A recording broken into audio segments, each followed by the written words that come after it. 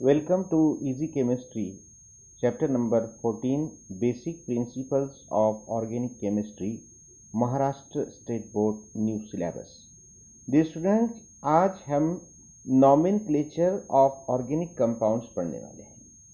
तो नॉमेनक्लेचर का मीनिंग क्या है कि किसी भी ऑर्गेनिक कंपाउंड का नाम तैयार करना।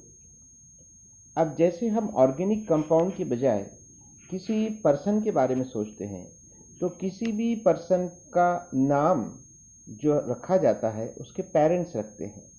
तो उसके पेरेंट्स जो नाम रखते हैं, तो एक नाम उसका ऑफिशियल नाम होता है जो कि रजिस्टर में मेंटेन किया जाता है, काफ़ी बड़ा नाम होता है जो आपके मार्क मेमो पर भी लिख कर आता है। और एक छोटा सा नाम उसको घर में भी रखा जाता है जिससे उसकी उर्फियत कही जाती है। तो उसी तरह हमारे पास भी केमिस्ट्री में किसी भी ऑर्गेनिक कंपाउंड के दो नाम होते हैं, एक उर्फियत वाला नाम, छोटा सा नाम, और एक ऑफिशियल नाम जो थोड़ा बड़ा होता है। तो पहले हम जो कॉमन नेम होता है जो आमतौर पे घर में रखा जाता है, तो उस नाम के बारे में डिस्कस करेंगे। तो चलिए, आपके बुक में क्या लिखा है? Common oblique trivial names.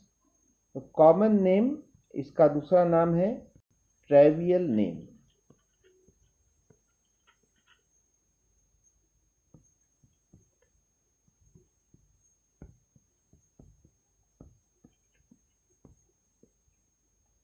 और इसका और एक नाम है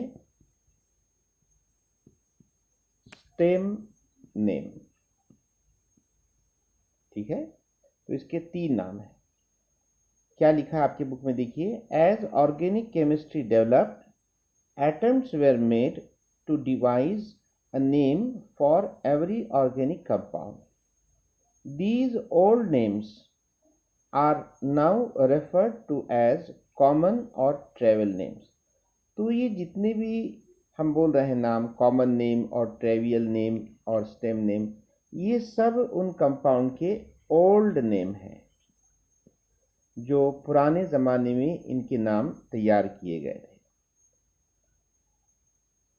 Common name of a compound usually has some history behind and usually accepted on account of its long usage. तो कॉमन नेम का कोई एक हिस्ट्री होती है। फॉर एग्जाम्पल, एक केमिस्ट का नाम है केक्यूले। तो उन्होंने बेंजीन कंपाउंड की डिस्कवरी की थी। डिस्कवरी करने के बाद वो काफ़ी परेशान रहने लगे कि इसका जो स्ट्रक्चर है कैसा रहना चाहिए और इसका नाम क्या रखना चाहिए। तो उनको ख्वाब में एक बड़ा सा जो है अजदहा नज़र आया, और वो अजदहा जिस तरह घड़ी मारकर बैठता है उसी तरह ये बेंजीन का स्ट्रक्चर नज़र आता है, लाइक दिस। तो इसीलिए केक्यूले ने बेंजीन के स्ट्रक्चर को इस तरह से पेश किया है और इसका जो नाम उन्होंने तजवीज़ किया है, बेंजीन कहा है। तो ये कई सदियों से चलता आ रहा है नाम, ये हिस्टोरिकल नेम है benzene. Though a systematic method of nomenclature was developed later, बाद में नॉमेनक्लेचर का एक मेथड, एक सिस्टमेटिक मेथड तैयार किया गया, एक सिस्टम तैयार की गई। Common names are still useful and in many cases cannot be avoided, particularly for commonly used commercial organic compounds. Stem names of certain common organic compounds are given in table 14.5. तो हम table 14.5 देखते हैं।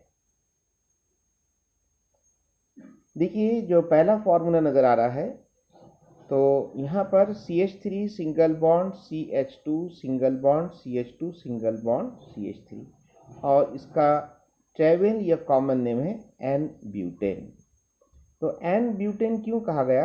Butane इसलिए कहा गया क्योंकि यहाँ पर 4 कार्बन एटम्स हैं और 10 हाइड्रोजन एटम्स हैं। C4H10 इसलिए ब्यूटेन कहा गया, और N इसलिए कहा गया क्योंकि कार्बन की जो चेन है वो स्ट्रेट है, उसमें कोई ब्रांच नहीं है, वो अनब्रांच्ड है, इसलिए N कहा गया। तो N ब्यूटेन यानी कि नॉर्मल ब्यूटेन, स्ट्रेट चेन का हाइड्रोकार्बन है। चलिए सेकंड फॉर्मूला जो है इसका नाम, कॉमन नेम है आइसोब्यूटेन। अब यहाँ पर आइसोब्यूटेन, ब्यूटेन क्यों कहा गया? क्योंकि C4H10 है, लेकिन आइसो इसलिए कहा गया शुरू में। आइसो को हम यहाँ पर बोलेंगे कि ये प्रीफिक्स के तौर पर यूज़ किया गया है। तो आइसो इसलिए कहा गया क्योंकि यहाँ पर आइसो ग्रुप मौजूद है। अब आइसो ग्रुप क्या होता है, आप ध्यान से सुनिए कि जब आपको एक CH ये 2 CH3 से जुड़ा हुआ नज़र आएगा, इस तरह से ये जो ग्रुपिंग आपको नज़र आएगी, तो इसे क्या कहा जाता है? Iso group. तो यहाँ पर एक CH है बीच में और उसके आजू बाजू CH3 है, तो ये आइसो ग्रुपिंग है, इसलिए आइसो कहा गया। चलिए थर्ड कंपाउंड है, इसका फॉर्मूला क्या लिखा गया है देखिए, C6H5 सिंगल बॉन्ड NH2, और इसका कॉमन नेम है एनिलीन। इस फॉर्मूले को आप इस तरह भी लिख सकते हैं, ये एरोमेटिक रिंग है, बेंजीन रिंग है और सिंगल बॉन्ड NH2, इस तरह से। नेक्स्ट कंपाउंड देखिए, इसका नाम है लैक्टिक एसिड। लैक्टिक एसिड में अगर आप ध्यान से देखेंगे तो कितने कार्बन नज़र आ रहे हैं? 3 कार्बन नज़र आ रहे हैं, और यहाँ पर 2 फंक्शनल ग्रुप है। एक फंक्शनल ग्रुप COOH जिसका नाम है कार्बोक्सिल ग्रुप, और ये फंक्शनल ग्रुप किसका होता है? कार्बोक्सिलिक एसिड का। और दूसरा फंक्शनल ग्रुप है OH ग्रुप, यानी इसका नाम है हाइड्रोक्सिल ग्रुप, ये फंक्शनल ग्रुप होता है अल्कोहल का। तो इसका नाम है लैक्टिक एसिड, जो कि दही में पाया जाता है। उसके बाद का कंपाउंड है CHCl3 क्लोरोफॉर्म। इसे आमतौर पर लोग बेहोशी की दवा कहते हैं। इसे सूंघने पर इंसान बेहोश हो जाता है, तो इसलिए इसे क्लोरोफॉर्म, ये इसका नाम है। चलिए उसके बाद है CH ट्रिपल बॉन्ड CH, इसका कॉमन नेम है एसिटिलीन। उसके बाद आ रहा है C2H5 single bond O single bond C2H5, इसका कॉमन नेम है डाईइथिल ईथर। इसे डाईइथिल ईथर क्यों कहा गया है? C2H5, ध्यान से देखिए, single bond O single bond C2H5। तो C2H5 ग्रुप क्या होता है? इथिल। आपको यहाँ पर 2 इथिल ग्रुप नज़र आ रहे हैं, इसलिए आप डाईइथिल ईथर बोल रहे हैं। और ईथर इसलिए बोल रहे हैं क्योंकि यहाँ पर सेंटर में ऑक्सीजन नज़र आ रहा है। तो जब सेंटर में ऑक्सीजन है और उसके दोनों साइड में कार्बन है इस तरह से, तो हम इसको क्या बोलते हैं? ईथर का फंक्शनल ग्रुप। उसके बाद देखिए CH3COOH, इसका कॉमन नेम है एसिटिक एसिड, जो कि सिरके में मौजूद होता है, और सिरके को हम विनेगार कहते हैं। उसके बाद है H single bond C double bond O single bond H, जिसका कॉमन नेम है फॉर्मल्डिहाइड। तो फॉर्मल्डिहाइड का इस्तेमाल किसी भी बायोलॉजिकल स्पेसिमेन को प्रिजर्व करने के लिए इस्तेमाल किया जाता है। उसके बाद है देखिए ये जो कंपाउंड, इसका नाम है ग्लाइसिन। अब इस कंपाउंड की ख़ास बात देखिए, यहाँ पर भी टोटल 3 कार्बन है और एक C double bond O COOH यानी कार्बोक्सिल ग्रुप है, और इधर जो है NH2 ग्रुप है, यानी कि NH2 ग्रुप ये प्राइमरी अमाइन का फंक्शनल ग्रुप है, और कार्बोक्सिल ग्रुप ये कार्बोक्सिलिक एसिड का फंक्शनल ग्रुप है, और इसका नाम है ग्लाइसिन। और लास्ट कंपाउंड आपको नज़र आ रहा है जिसमें 3 कार्बन है और हर एक कार्बन से OH ग्रुप अटैच है, इसका नाम है ग्लिसरॉल। ठीक है, तो ये हो गए कॉमन नेम्स के एग्जाम्पल्स।